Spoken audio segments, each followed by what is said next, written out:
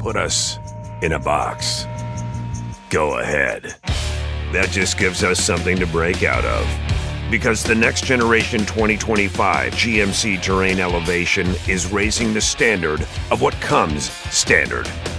As far as expectations go, why meet them when you can shatter them? What we choose to challenge, we challenge completely. We are professional grade. Visit GMC.com to learn more. Let's play Burlington's Guess That Price. Back to school means back to saving. We're bringing you kids' jeans starting at, hold on a minute, just $11.99. Burlington's acing this test. What about character backpacks? We've got them starting at $12.99. Burlington's done it again. How about sneakers for the kids? A-plus brands and right on trend starting at $11.99. Saving is now in session. Burlington, deals, brands, wow! Styles and selections vary by location. Welcome to the Deep Dive. Today, we're cutting through the noise and pulling out the most vital insights from a stack of incredible sources about a topic that touches almost everyone's life: job interviews. Specifically, how to avoid those common pitfalls, the ones that can trip you up before you even really get a chance to shine.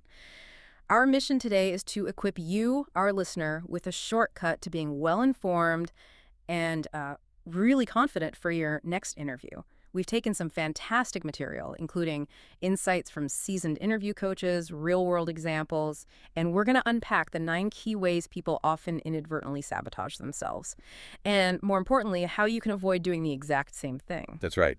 We're going beyond this sort of obvious dress well and beyond time advice. We're looking at patterns, connecting the dots from successful interviews, and bringing you the essential wisdom to navigate these things strategically. You'll gain practical, actionable advice that helps you understand not just what to do, but crucially, why it matters, hopefully giving you some of those aha moments. Okay, let's unpack this. Let's jump right into a big one. Money. It's often the first hurdle, and frankly, many people inadvertently, throw money away during negotiations because they misstep really early on. Absolutely. The first major mistake is destroying your negotiating position right at the outset, particularly when asked about salary expectations during, say, an initial phone screening. Job hunters often don't realize this is the very beginning of the negotiation, and their first answer can dramatically limit their future earning potential. Okay, so if you're on that call and they hit you with the dreaded, what are your salary expectations? Question, how do you deftly handle it without leaving money on the table? Right. The key is to pivot. Your first move should be to ask them for the budgeted range for the position. In many places, they're actually legally required to provide this now. Oh, interesting. I didn't realize that was legally required in some places. Yeah, it's becoming more common. So if they give you a range, respond positively, but crucially, non-committally. Something like, that sounds like a good ballpark, and I'm confident that once we determine this is a great fit, we'll certainly agree on a fair and competitive compensation package. You keep it open. Okay, keep it open. But what if they're hesitant? Or they say they don't have a range readily available? Or maybe they push back and insist you give a number first? Yeah, that happens. If they really press you, you can say you've done some research online and seen salaries for similar roles ranging from X to Y. Give a well-researched, fairly broad range based on your experience and the market value. But then immediately reiterate that you're sure you'll agree on something fair once a mutual fit is established. You can also add something like, you typically see yourself at the mid to upper end of that range. That signals your value without committing to a specific number. Right, signals value. Exactly. The goal is really just to defer and redirect, keeping your options open for later. Okay, so once we've masterfully navigated the money talk, that leads us to the actual content of your answers. The second pitfall you mentioned is giving those generic standard responses, the ones that sound like they came straight off a website. Oh, this is absolutely crucial. While, a formulaic approach might work okay for salary discussions, for questions about your experience, your approach, you need to be both authentic and strategic. We sometimes call this the yin and yang of a good interview. It's this essential balance between genuine self-expression and strategic alignment with the job's needs. You have to be yourself, definitely, but it needs to be your best, most relevant self, proactively selling your fit for that specific job. That idea of authenticity is powerful, yeah, but it also feels like a bit of a tightrope walk. How do you avoid rambling or maybe oversharing, especially when you're nervous, while still being genuinely you? That's a great point. Start with what we call the best friend answer. Before the interview, literally say out loud what you'd tell your best friend if they asked you about that experience or skill. Okay, like a practice run. Exactly. Like if they asked about a past project, you might tell your friend, "Oh man, that one was tough, but we totally nailed it. I remember thinking." Get that raw, sincere thought out. Then you edit and polish it. Add the strategic elements that tie it back to the job you're interviewing for. This helps you speak with a sincerity and in emotional intelligence that interviewers really value. And they can tell, right? Oh, they can tell. They've heard canned answers 1,000 times. They can smell inauthenticity a mile off, and it's a huge turnoff. Okay, building on that, the third major misstep you highlighted is shooting yourself in the foot when asked about negative or sensitive subjects. Things like, why did you leave your last job? Or maybe, tell me about your previous boss's weaknesses. Those feel like minefields. Right. They can feel tricky. But remember, every single question, even these so-called negative ones, is actually an opportunity to sell yourself. For handling these, we use a little tool called the ABC tool. Yeah. A is for analyze. First, quickly think, what are they truly trying to learn here? If they ask about a difficult boss, they're probably looking for things like discretion, emotional intelligence, your ability to work with different personalities, or maybe your conflict resolution skills. Ah, okay. So understand the real question behind the question. Precisely. Then B is for brevity. Keep the negative part incredibly brief. Don't launch into a long, winding story about why you were laid off or why you had a challenging boss. For instance, if you were laid off, a brief professional answer might be something like, 50 positions were eliminated from my company due to restructuring, and unfortunately, one of them was mine. After taking care of some personal business and enjoying some long-awaited time off, I started looking for not just any job, but specifically the right job where my skills could truly make an impact. See? Brief, professional, forward-looking. Got it. Brief on the negative. Then C is for circle with positives. Always, always follow that brief negative part with positives. For a difficult boss question, you might say something like, my boss was incredibly passionate about his work and achieving excellence. While I prefer to focus on the positive aspects of my past experiences, we were actually able to achieve some remarkable things together, and I'm really looking forward to discussing those achievements with you. Or, if asked about your own weakness, briefly acknowledge it, but immediately state what you're actively doing to improve it. Frame it as a growth opportunity. That ABC framework sounds incredibly helpful for structuring the content. But what about the delivery? How long should answers like these actually be, particularly for those sensitive topics? Good question. Generally, you want to aim for about a minute to maybe a minute and 15 seconds for most answers. We live in a world of short attention spans, right? Don't make them tune out. Yeah, keep it concise. Exactly. And for those negative topics, probably even shorter, maybe around 40 seconds or so. Just enough to address it, get off the hook, and pivot to something positive as quickly as possible. Address it, but move on. Okay, that perfectly leads us to pitfall number 4, rambling. It's so easy to do when you're nervous or, trying really hard to impress. Oh, this is one of the most common issues we see. The solution is partly careful planning, but also self-awareness in the moment. Have a mental map, maybe 2-3 key points for common questions. And if you find yourself starting to wander, interrupt yourself gracefully. Seriously. You can say something like, long story short is, or to get to the essence of it, what I'm trying to convey is, and then just get straight to your main point. Interviewers actually appreciate that kind of conciseness. That's good advice, interrupting yourself. And when you are done, how do you signal that without that awkward pause or maybe that upward inflection that sounds like you're asking a question? Yeah, that upward inflection is deadly. Know your ending. Often it's just a slight downward note in your voice indicating completion. It sounds more confident than a rising tone that makes you sound unsure or like you're asking, was that okay? You can also briefly refer back to the question you were asked, or even better, refer forward to how your experience relates directly to their company or the role. The idea is to concisely tie everything together with what they need. Okay, so moving on to number 5, don't just sit back and hope they ask the right questions to highlight your strengths. You need to be proactive about your messaging. This feels like a real strategy shift. It absolutely is. You need to go into every single interview knowing what unique, special qualities you want to convey. Yeah. What are your top 2 or 3 key selling points? What's your personal brand for this specific role? What genuinely makes you stand out from the likely dozens, maybe hundreds of other applicants? This requires a bit of, introspection about your career narrative before you even walk in the door. So once you've identified those standout qualities, how do you actually weave that into the interview naturally, especially early on? Your answer to those foundational questions like, tell me about yourself or walk me through your background, needs to strategically bring out those top 2 or 3 qualities right away. And here's a pro tip. Even before they ask, tell me about yourself, you could try to slip in a clarifying question about their top priorities for the role. Something like, before I dive in, could you share what the top 1 or 2 priorities are for the person in this role in the first 6 months? Ah, clever. Get them to tell you what they care about most. Exactly. This then allows you to tailor your initial summary.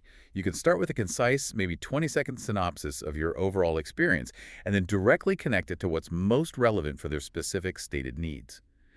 It's a powerful way to show your unique fit right at the start, and it demonstrates you've done your homework and you're focused on their problems. That really does sound like a powerful way to differentiate yourself right from the get-go. Which brings us neatly to number 6. Don't wait until the very end to ask your questions. Yes. The best interviews, the most memorable ones, become dynamic conversations, not just one-sided interrogations. This makes both parties more comfortable, honestly, and it allows everyone to shine a little more. It really levels the playing field when both sides are engaged in a genuine dialogue. So, beyond that opening clarifying question you just mentioned, what are some other practical ways to turn an interview into more of a two-way street? Well, you can ask for more background when they pose a question. For example, you could say, that's a great question and I'd love to answer it, but just to make sure I'm hitting the mark, could you tell me if you're more interested in the X aspect or the Y aspect of that, or perhaps what that looks like here at your company? So you tailor your answer better. Precisely. It ensures your answer is targeted and immediately relevant. Also, at the end of one of your answers, you can ask something like, was that the level of detail you were looking for? Or, is there anything more you'd like to know about that particular experience? Well, maybe even. Or even, how does that approach compare to how things are typically done here? The goal is simply to get them talking, show your genuine interest in their company and the role itself, and demonstrate that you're an engaged, curious, thoughtful professional. Moving on to number 7. Being vague.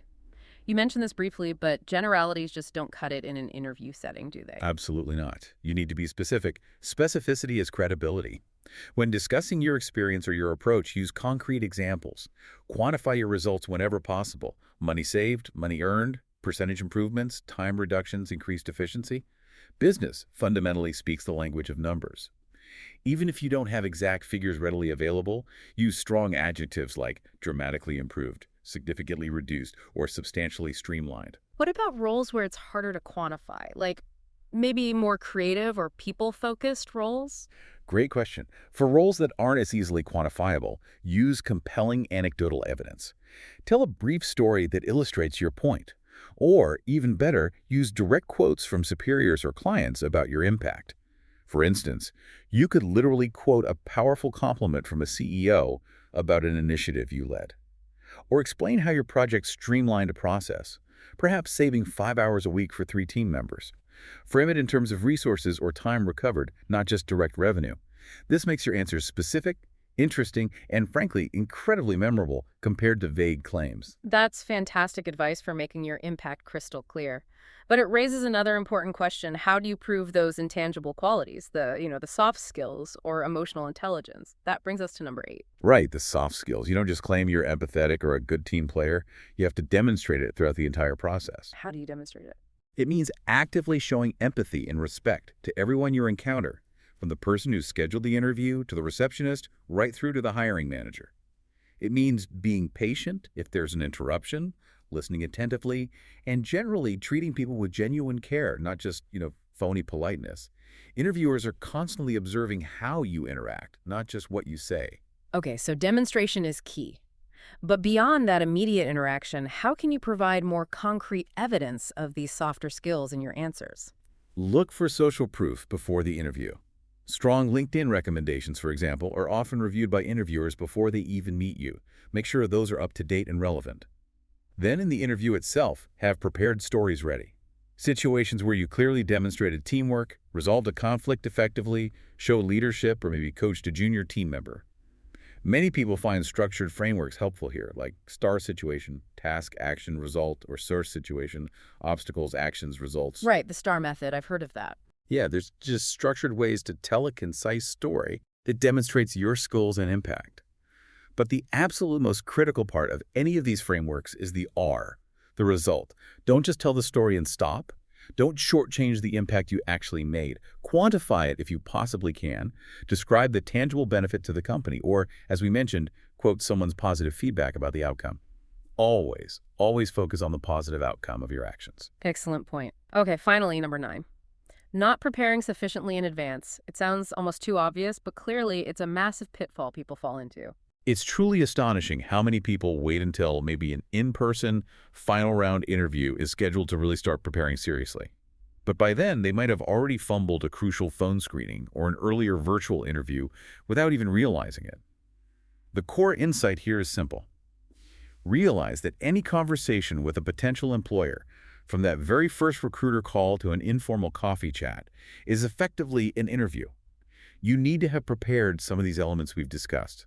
Your key selling points, your salary thoughts, your negative situation answers, as soon as you're actively in the job market, maybe even before you start applying. So you're saying don't wait. Don't wait. You don't want the very first time these crucial words or stories come out of your mouth to be in the actual high-stakes interview situation. So for the listener who wants to be truly ready, what does comprehensive preparation really look like in practice? Okay, realistically, give yourself at least a full week to prepare properly for a significant interview. Practice your answers out loud. Seriously, not just running through them in your head. Hearing yourself say it is different. Do mock interviews.